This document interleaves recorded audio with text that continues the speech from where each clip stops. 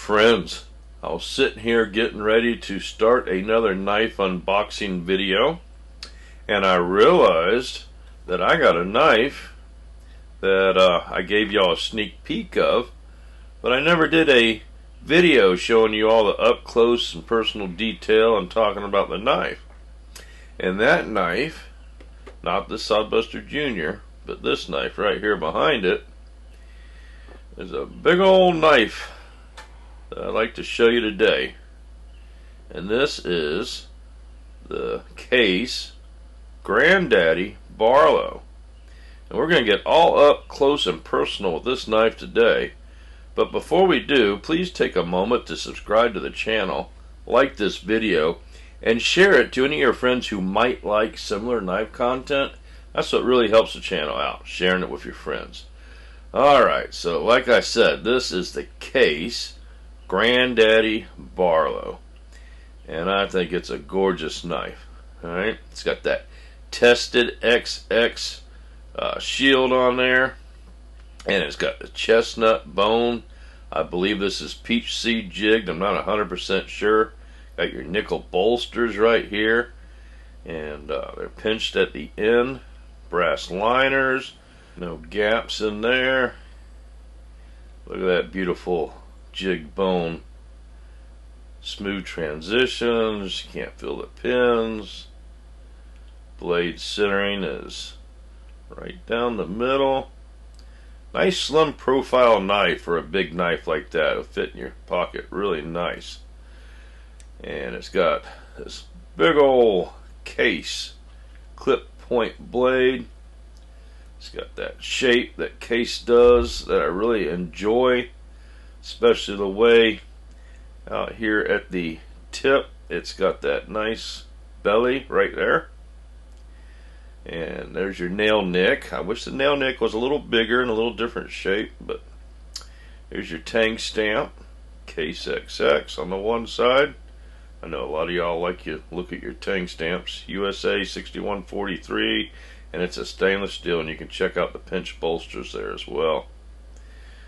Alright, what a fantastic Mondo shaped blade, you know, but I do wish that nail nick was a little bit further up and a little bit bigger. But other than that, I'm happy with every other aspect of this knife. Look at that, a little over 9 inches in length. Alright, we have a blade that is going to come in right at 3 7/8. Look at that, almost 4 inches of blade. It's got a 1/2 inch of finger choil. We got a handle that's a little over 5 inches long, and I like it. I think it's a pretty cool blade. I like a big blade with a slim profile like that, and I think it's gorgeous. The scripted tested XX. I've never had one of these before, but I like the way they did it. They did a really nice job. It's a little stiff. You know, this is new old stock, never been sharpened or used, but got a very nice standoff and very snappy, and you need that on a big blade because as it wears in, you know, that's a lot of steel swinging around. And that standoff, that is a nice safety feature. And let me show you. So when you open the knife up like this, like I said, you got that nice finger choil right there. Okay? And that is going to allow you to pinch the blade like this and get a hold of that blade.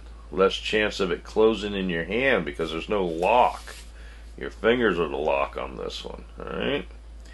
And there's no hot spots. Everything's nice and smooth and contoured and feels good in the hand. But when you go to close it, look at that. It's like a little safety feature. Keeps you from cutting your finger. Let me show you that again. Alright. So you got done using the knife. Go to close it. And that choil doesn't allow the blade to hit your finger and snap into you and cut you. Alright, let's pull out some other blades to compare it to. There's a big old Panama trapper. That's larger than your normal trapper. It's a Panama trapper. There's a large Stockman. Here is a full-size copper lock. And there is a Sodbuster Junior. Almost everybody's got one of those. I'm pulling these out so you can see how big the knife is. Here's the Mako Shark we just did a video on. We got a good price on that. We did a cleanup on it. Turned out really nice. Let's grab some modern knives. How about a Spyderco Paramilitary 2 and a Military 2. Here is a ZT0452 carbon fiber. And let's take this knife and let's lay it out here on the mat. Now we're starting at 1, so that's not 10 inches, that's 9 inches. Keep that in mind as we're looking at these knives. So here's the Panama Trapper, which is a huge knife. Right? That's a big old Mondo knife, but when we compare it, it's almost an inch shorter than that Granddaddy Barlow. That shows you how big that Granddaddy is. Also, check out the shape of the blades and where the nail nick is. See how that nail nick there is up underneath the swedge, and this one isn't? I kind of wish that Granddaddy had it up underneath the swedge like that. Or, when we look at the Stockman, I'll show you how that one is. It's at an angle. Looks even better. Alright, so, next knife up is this Mako Shark. Like I said, we just did a video on that. Check that out if you want to see me clean that knife up. But it's almost 2 inches shorter, okay? And that's not a small knife either. Mako Shark, you know, known to be a big knife. Here's the large Stockman, alright? Now see how that nail nicks right here, nice and easy to grab. Alright, it's at an angle right underneath the two edges there on the swedge. I like that better. It's bigger and it's right where it needs to be. So Granddaddy should have had that nail nick there. Alright, let's move that one up. And the next knife is going to be this full-size copper lock with its Warncliffe. Alright, now it's a big size blade. You know, a lot of people consider that copper lock a big knife. But look at that. Every bit of 2 inches shorter. Huh? Alright, and then the next knife up, it's a knife that everybody's got one of these in their collection, Sodbuster Junior. So we can lay that out there. You can see that knife is 2.5 inches shorter than the Granddaddy. Alright, and let's just, for shits and giggles, get the full-size Sodbuster out here. And I haven't had the full-size Sodbuster out, but that just shows you how much difference there is between the Junior and the full-size. It's almost as big as that Granddaddy. It's about an inch shorter, but full-size Sodbuster is a nice sized knife. Alright, so modern knives like the Paramilitary 2.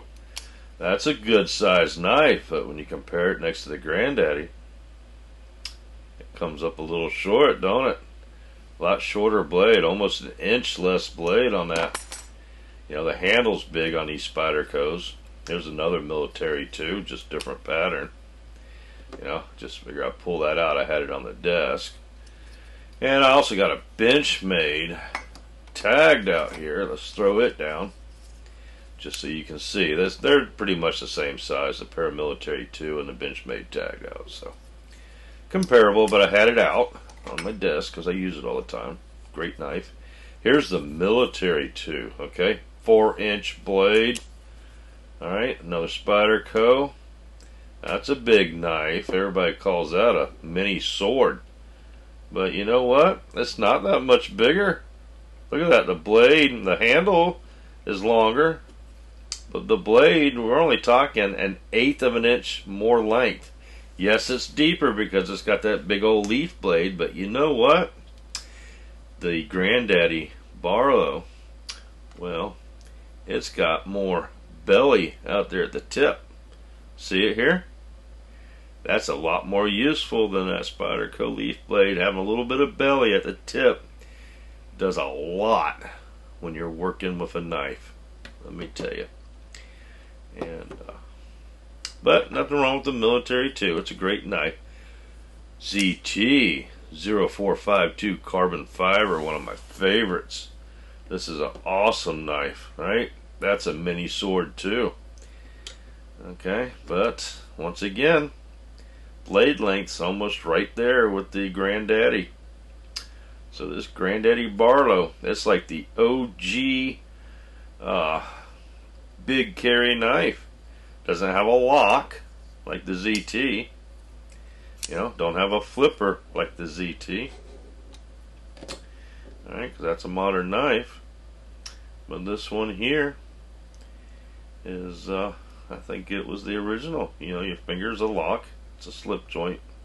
But you grab a hold of that, you can do a lot of damage with a blade like this.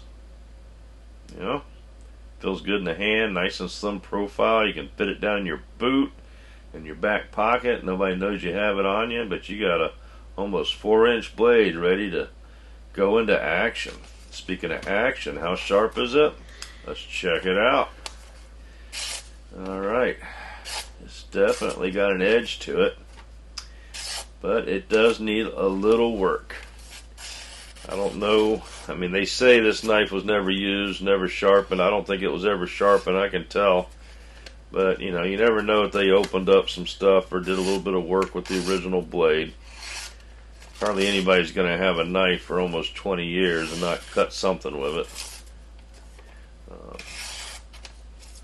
But it's got a couple little issues. I just want to wait until I have time to really sit down and do a great job on that edge.